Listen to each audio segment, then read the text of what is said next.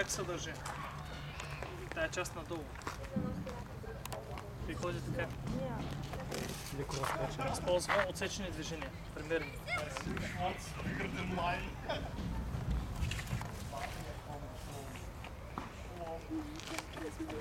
Походката му, както виждаш, е справен гръб.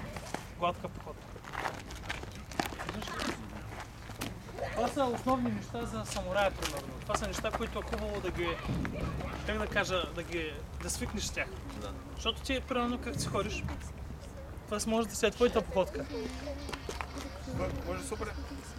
Обаче твоята походка не пасва за един добре дисциплиниран самурай, нали? Идеята е да го направиш.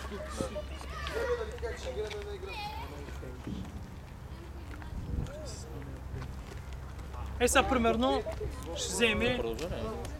Мен. Мен? Мен. Пак ще гледаме як роплей. Не, няма да роплейваме сега. Ще